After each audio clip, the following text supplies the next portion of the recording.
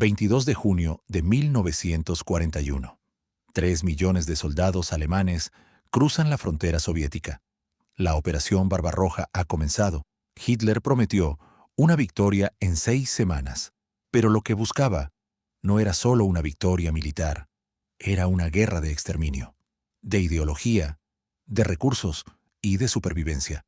Lo que ocurrió a partir de ese día definiría el destino de Europa, el curso de la Segunda Guerra Mundial y el verdadero rostro del Tercer Reich. La Operación Barbarroja no fue una invasión convencional, fue diseñada como una Vernichtungskrieg, una guerra de aniquilación.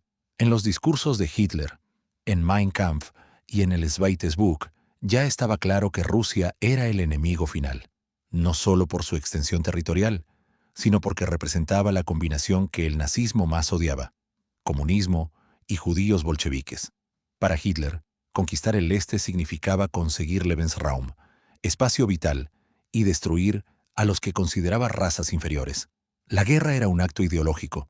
No bastaba con derrotar al Ejército Rojo, había que exterminar. Este plan no solo respondía a intereses geopolíticos, también era un proyecto racial, económico y civilizatorio. El objetivo era convertir a Rusia en una colonia alemana donde la población local sería eliminada o esclavizada. La propaganda nazi repetía que el bolchevismo era una conspiración judía que debía ser erradicada para que Alemania pudiera sobrevivir. De ahí que Barbarroja fuese concebida como una cruzada ideológica y racial. Fue una guerra total desde el primer día. Una guerra que no admitía negociación ni compromiso. Y en esa visión, el exterminio no era un exceso. Era parte esencial del plan. Hitler apostó por la fórmula que le había funcionado en Francia y Polonia: el Blitzkrieg. Avance rápido, ruptura de líneas, cerco y destrucción. Pero la Unión Soviética no era ni Francia ni Polonia. El territorio era inmenso, las vías ferroviarias incompatibles, las carreteras intransitables, y la logística alemana no estaba preparada para una campaña prolongada. El alto mando alemán, a pesar de sus reservas iniciales, se alineó con el plan. Hitler dividió sus fuerzas en 3 grupos: norte hacia Leningrado, centro hacia Moscú y sur hacia Kiev. Esta división debilitó la concentración de fuerzas y diluyó la superioridad alemana. El diseño logístico de la Wehrmacht no contemplaba una guerra de desgaste en un frente tan extenso. A medida que las tropas avanzaban, las líneas de suministro quedaban atrás, saturadas y vulnerables. Además, el terreno dificultaba el avance: lodazales en otoño, heladas extremas en invierno. Todo esto fue ignorado por la arrogancia del alto mando alemán. Y lo más grave, Hitler subestimó la capacidad de recuperación soviética y creyó que una serie de golpes rápidos bastarían para colapsar al régimen comunista. El resultado fue una ofensiva poderosa, sí, pero condenada al estancamiento por su propia ambición. Stalin fue tomado por sorpresa. No creyó los informes de inteligencia y rechazó la posibilidad de un ataque inminente. Pero el aparato soviético tenía algo que Alemania subestimó: capacidad de sacrificio, movilización masiva y una industria trasladada a los Urales. A pesar de las purgas previas y las enormes bajas, el Ejército Rojo se reagrupó.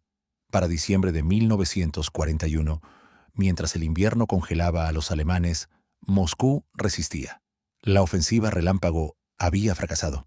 Barbarroja no solo no logró su objetivo, selló el destino del Reich. La resistencia soviética fue brutal y muchas veces caótica, pero efectiva. Las fábricas fueron desmanteladas y reconstruidas en el este en cuestión de semanas. Millones de ciudadanos se alistaron o fueron movilizados. La propaganda soviética encendió una lucha patriótica que convirtió la defensa del territorio en una causa casi sagrada. Stalin, pese a sus errores iniciales, logró reorganizar el mando militar.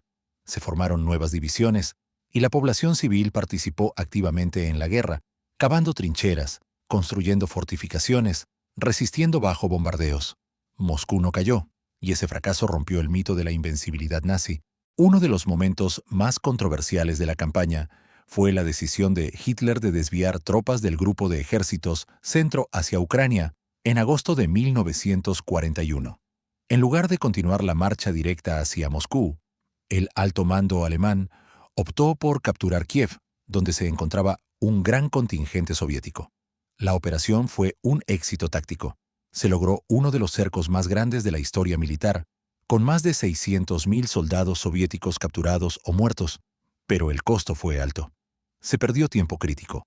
Esa pausa permitió al Ejército Rojo reorganizar sus defensas y preparar la contraofensiva en Moscú.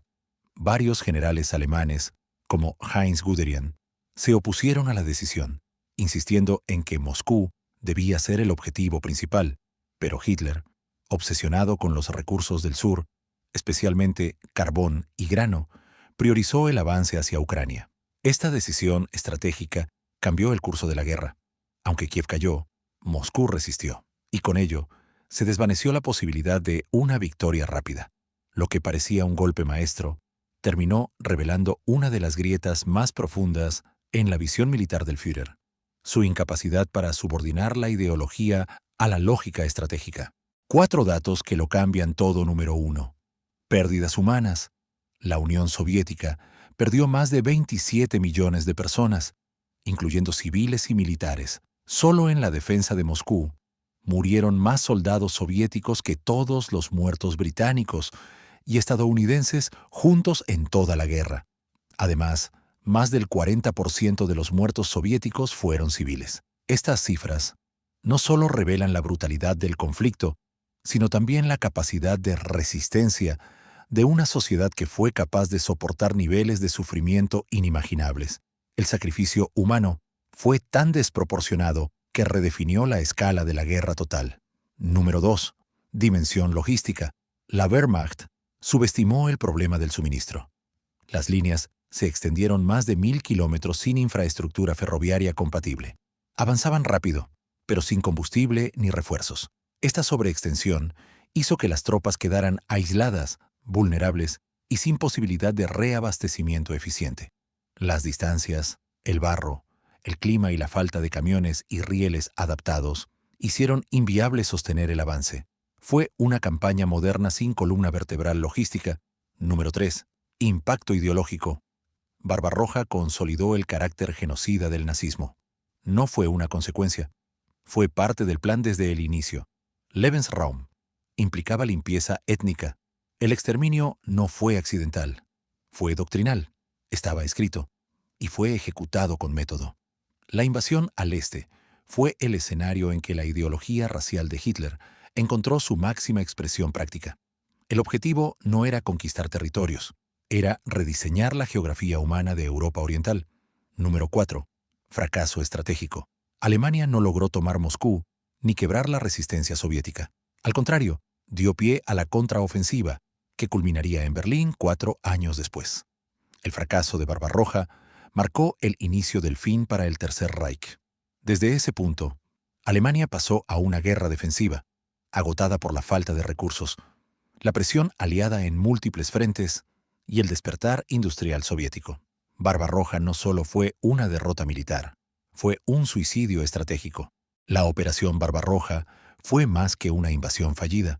Fue un espejo de los errores de Hitler, su arrogancia, su desprecio por la historia y su fe ciega en la ideología.